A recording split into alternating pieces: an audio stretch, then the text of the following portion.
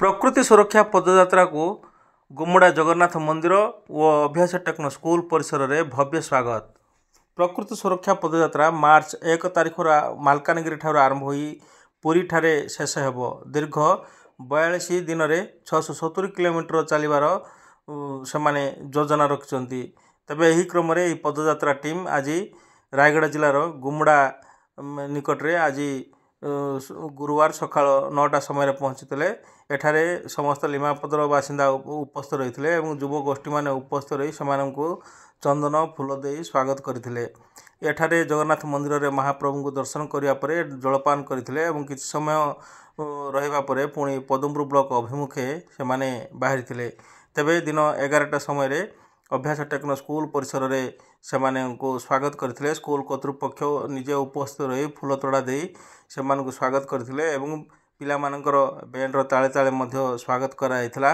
पुणी स्कूल भीतर को से पाछटी नहीं दृश्य देखा मिलता। तेबे प्रकृति सुरक्षा लगी एमाने गांधीवादी नेता सहित समाजसेवी एवं युव गोष्ठी माने उपस्थित रही भारत माता जातीय पताका धरी से 326 नंबर जातीय राजपथ रे पदयात्रा कर विभिन्न गाँव में जाई प्रकृतिर सुरक्षा किपरि हम प्रकृतिर रक्षा किपरि हम एने लोकों सहित आलोचना करुँच। तेबे विभिन्न स्थान लोक विभिन्न सजेसन दौरान एवं यही प्रकृति को किपरि सुरक्षा देवा एने से विभिन्न स्थान में आलोचना कर कार्यक्रम करुँच। तेबे 42 दिन पर से पुरी ठारे एक कार्यक्रम रही कार्यक्रम रे से जोग देवार लक्ष्य रही कहते।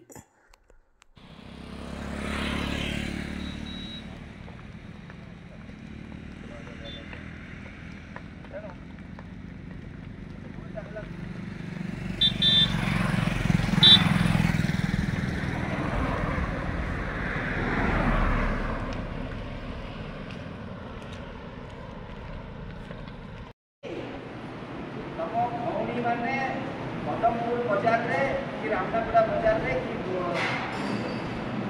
गुमुड़ा बाजार रे रात्रि चलिक जाइए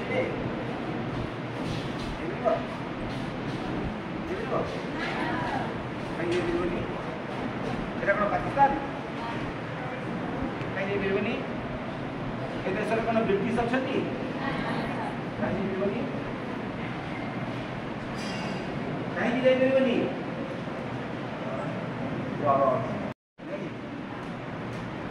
जंगल काट पछे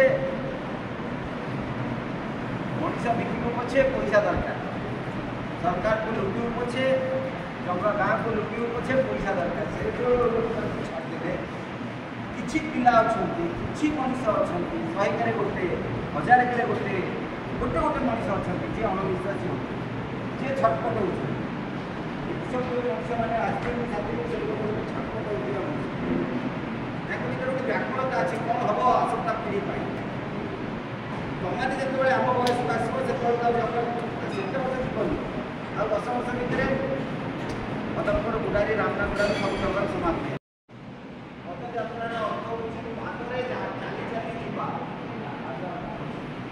याद्वारा आमे निजको समय दौचु जीवाक केते भूल घटना आम अतीत कौन कलु तार परिणाम कौन आसला आग को कौन कर